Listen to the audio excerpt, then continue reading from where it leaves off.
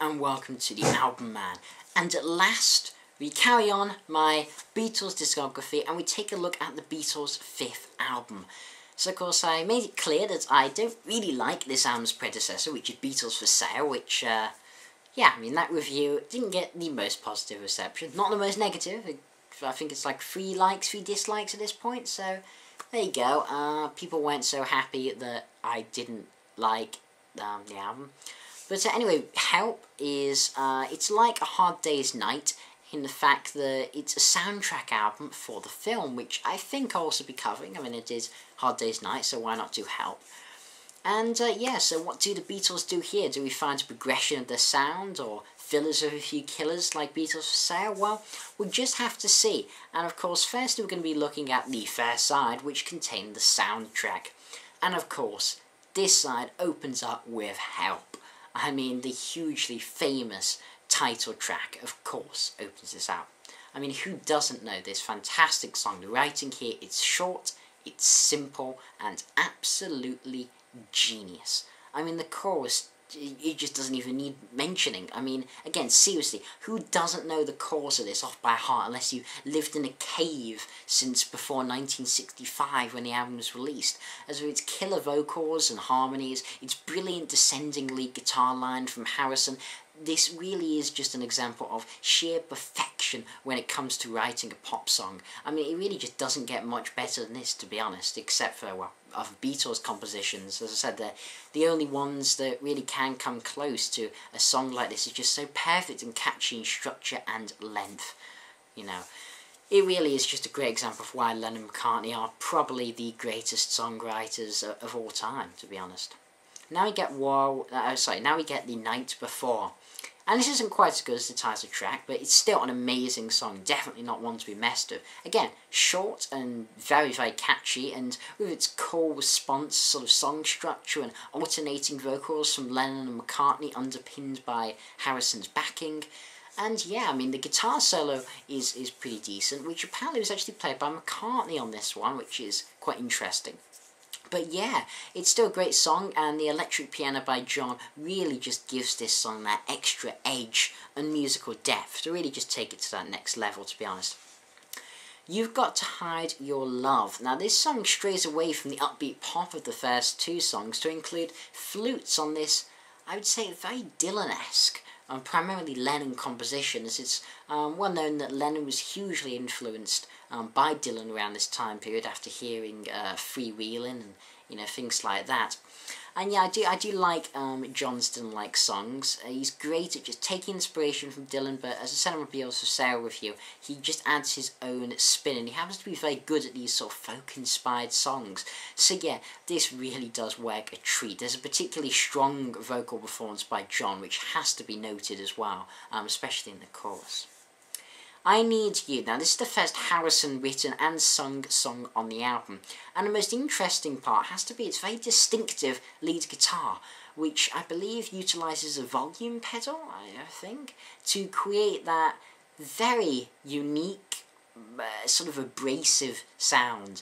Honestly, I'm not a huge fan of the lead guitar. I find it a tad bit jarring. I mean, it's certainly memorable, there's no doubt about that, but as I said, a bit abrasive, a bit jarring. It's not my favourite part of the song. Other than that, it's fairly standard Beatles composition, really. We have nice chords, solid harmonies, and I'll say it again, I don't believe Harrison's songwriting had really quite blossomed by this period. I mean, he wasn't very confident at this point in his vocal abilities or songwriting, and it really doesn't come through. I mean, it's not bad stuff, let's get this straight. It's just, we're comparing it to Lennon and McCartney stuff here, and we all know how good Lennon and McCartney were, you know.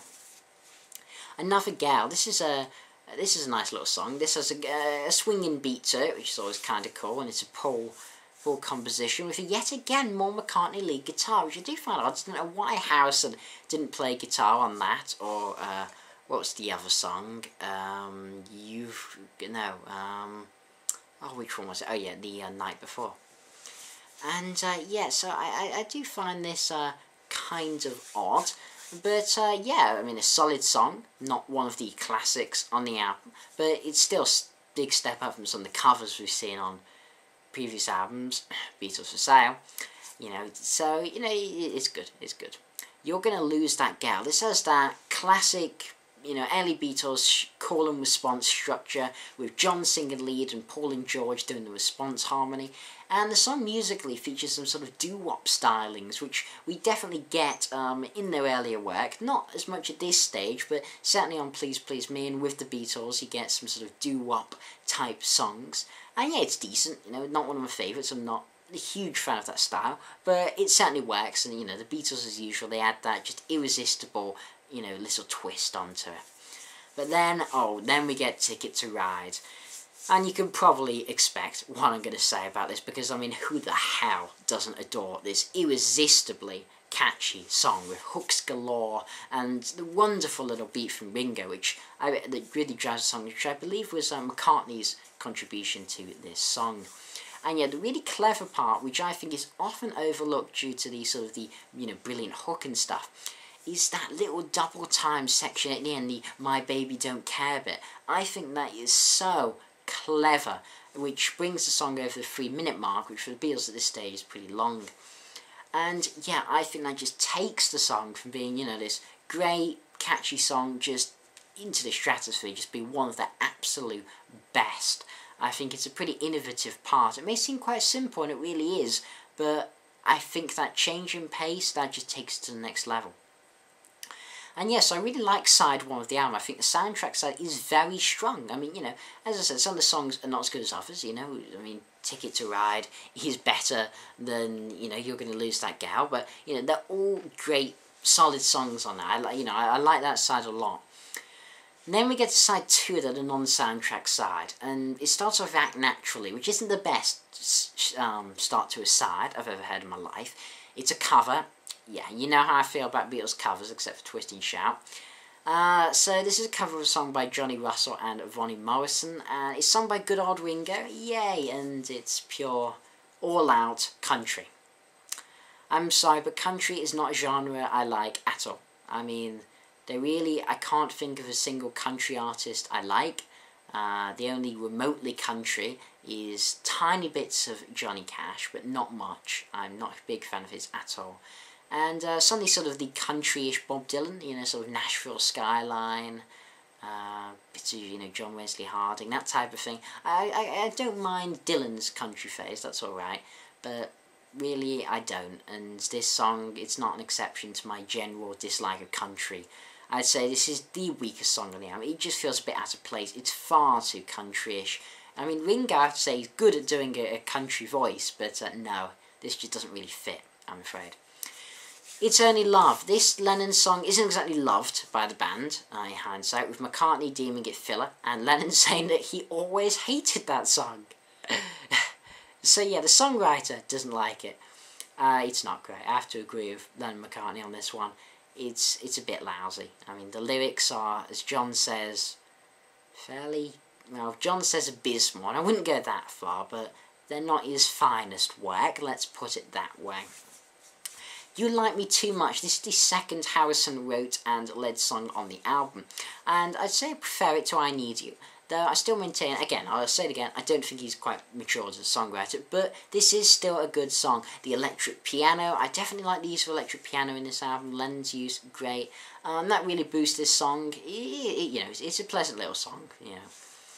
Okay, Tell Me What You See, this McCartney song now. This carries on the Beatles' exploration into more acoustic, folk-like music, as well as showing some expansion with some interesting percussion and the use of a pianette on the instrumental breaks. And I really like the use of the pianette. The pianette just, oh yeah, it's very well used, very tastefully used in between the sort of the verses. It's great. Adds that extra flavour and definitely helps the song achieve greater things than the songs that directly precede it. One of my favourites on this side, though. For those of you who know the album, which assumes most of you, I think you guess what my favourite song of side 2 is, because it's also my favourite song on the album. I've Just Seen a Face. It's interesting. It's a McCartney written all-out country song. But this one's a lot more bluegrassy. This is a lot more up-tempo. It feels like a banjo could come in at any second, which luckily it doesn't. I mean, I'm not a huge fan of the banjo as an instrument. And I actually kind of like this. It's okay. I mean, it is very overtly country, but it sort of works. I mean, it has half-decent chorus. It's different, it's interesting, it's not bad. Again, it's not the standout on this album. It's not a song I'd, say, oh, you must listen to I've Just Seen a Face. But it's decent. It works better than I thought it would. So, there you go, that's something. And then we get to Yesterday. What to say about this song? I mean, this is the solo McCartney song. There's no other Beatles, I believe, appear on this. It was, of course, just written by Paul. And yeah, it really is just Paul, his acoustic guitar with a gentle quartet of strings. And this melancholy song about breakup of relationships is honestly, it's one of the most beautiful, delicate, brilliant pieces of music ever created. It is so ridiculously simple. I mean, it really is the most basic guitar chords and stripped down instrumentation. Yet it's one of their finest works, definitely, and it's one of the finest examples of songwriting out there. I mean, it really is. I mean, it's immensely catchy without ever being upbeat, and instead it just emanates so much pure, raw emotion. It's only like 2 minutes, 5 seconds or something like that, but in that time it just takes you on an entire journey through McCartney's psyche and feelings, and it's just astounding. It really is a true masterpiece. And then Dizzy Miss Lizzy. After the melancholy brilliance of Yesterday, we get this up-tempo cover of a Larry Williams song from the 50s. It's pretty fun. It's, as I said, very up-tempo, very all-out rock and roll, and, it's okay. It's hardly a classic, but it's a bit of fun, it's a bit of fun. And this album, really, I definitely think it's superior to Beatles for Sale. Definitely. And while side 1 is awesome, I just don't think side 2 comes as close, with the obvious exception of Yesterday. It just feels like there's quite a bit of filler on there, which, isn't exactly uncommon in early Beatles albums. Come on, let's just be real here. But there's definitely aspects here which foreshadow the musical leap I believe the Beatles take with Rubber Soul, which in my opinion is the start of their absolute creative peak. And well, around this time, maybe in the height of Beatlemania, I think their best output really is from Rubber Soul and onwards, I'm going to give this album 7.25 out of 10. Honestly, the second side, I just find a lot of it's, kind of dull. I mean, it's only love isn't exactly greatest, you like me too much, I've seen the face, it's like, and acting naturally, it's alright, it's just, it really, it's not something I particularly go back to those songs, and, yeah, I still think it's definitely a solid album, no doubt about that, but I'm not sure I quite like it even as much as maybe Please Please Me, or Hard Day's Night, in fact. But still, definitely better than Beatles for Sale. But not as good as Rubber Soul, no. Rubber Soul's the best so far, and I'll be telling you why it's the best album so far in my next video. So this has been TheAIbumMan. Thanks for watching, comment, subscribe, and as usual, long live rock and roll.